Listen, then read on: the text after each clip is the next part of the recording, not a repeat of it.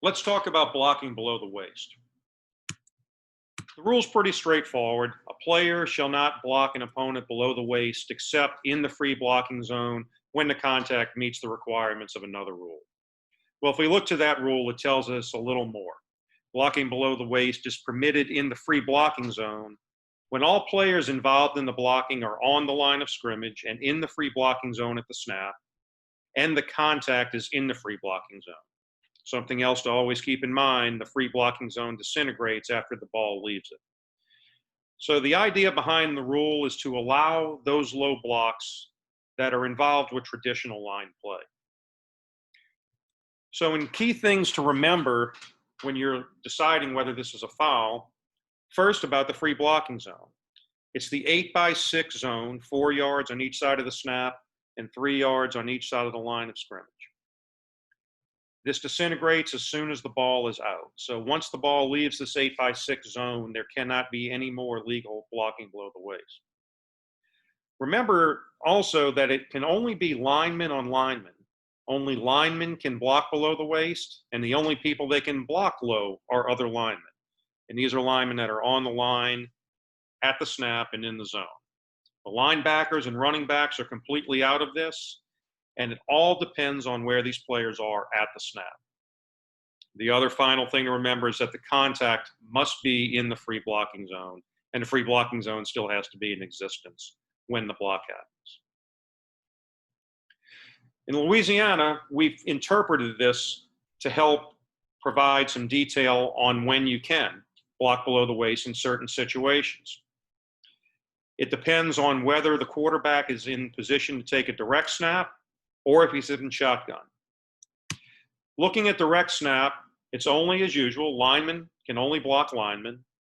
And the player throwing the block may start off in any stance. He can be a down lineman or he can be an up lineman. That's not a problem. The block must occur in the free blocking zone. The block must occur before the ball leaves the free blocking zone. And as long as those things happen, the block is not limited to the initial charge. So if you think a quarterback is in direct snap position, it's exactly how the rule book is written, 100%. Shotgun is a little distance. And when we mean shotgun, we mean a shotgun at any distance. You know, the free blocking zone extends 3 yards back behind the line of scrimmage. Well, what do you say if you have a quarterback that's only standing 2 yards back in the shotgun?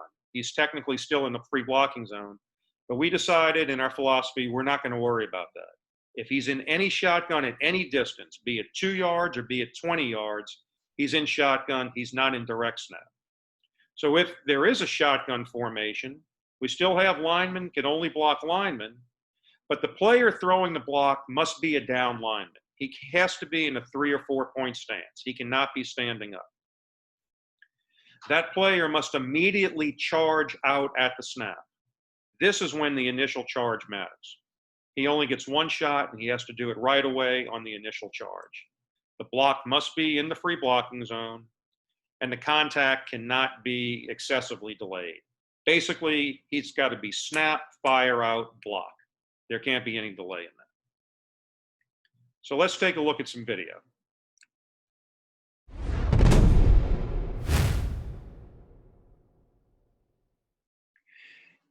In this play, when the formation comes to the line, we automatically want to start taking a look at some things and deciding who can do what when it comes to blocking below the waist. Wing officials have the best look at this initially.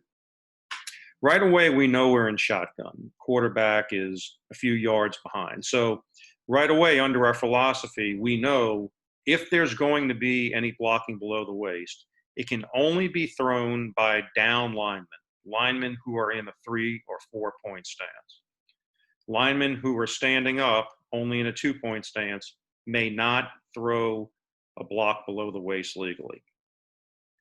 So if you take a look at what the head linesman is looking at here, well, from the defensive side, we can look right now, we have the entire defensive line are all down linemen. Everyone is in at least a 3 point stance. They can legally block below the waist. On the other side, however, if you take a look at the offense, The only person who would be considered in a three-point stance based on this view is the snapper.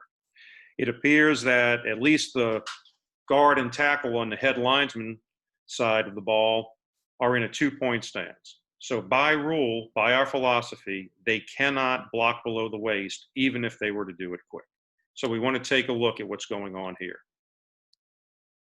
Right away, we'll see the snap, and we're going to see the left tackle drop back for a second and then go directly low on the player in front of him.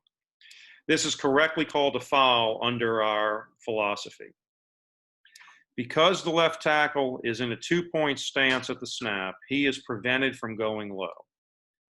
He goes directly below the knees, and it's properly a foul.